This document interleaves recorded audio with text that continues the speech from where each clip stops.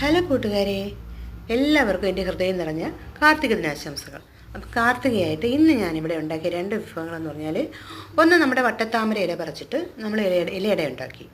രണ്ടാമത് കാച്ചിൽ പുഴുങ്ങി. അപ്പോൾ കാച്ചിൽ പുഴുങ്ങുന്നതിൻ്റെ കൂടെ നമുക്ക് മുളക് ചട്നി കഴിക്കാം, പുളിമുളക് ഞവടി അങ്ങനെ കഴിക്കാൻ പറ്റും. അപ്പോൾ എനിക്ക് അതിനോട് കൂടുതലും പേര് അങ്ങനെ കഴിക്കുന്നത്, പക്ഷേ എനിക്ക് അതിനോട് വലിയ താല്പര്യമില്ലാത്തതുകൊണ്ട് ഞാൻ അല്ലാതെ കഴിക്കുന്നതാണ് ഇഷ്ടം. പിന്നെ വിളക്ക് കത്തിക്കാൻ നോക്കിയപ്പോൾ മഴ അങ്ങോട്ട് തുടങ്ങി. അപ്പോൾ ഞങ്ങൾ അപ്പുറവും ഇപ്പുറവും കത്തിച്ച വിളക്കുകളൊക്കെ മഴയെ കുതിർന്നു. അപ്പോൾ ഇനിയെന്ന് പറയുന്നത് സിറ്റ് ഔട്ടിൽ കത്തിച്ച് വയ്ക്കാനേ പറ്റത്തുള്ളൂ. അപ്പോൾ അങ്ങനെയാണ് ഇന്നത്തെ കാർത്തിക വിളക്ക് കത്തിക്കലിൻ്റെ അവസ്ഥ. നിങ്ങൾക്കവിടെ എങ്ങനെ മഴയൊക്കെ ഉണ്ടോ? എങ്ങനെയാണ് അവിടുത്തെ കാലാവസ്ഥ?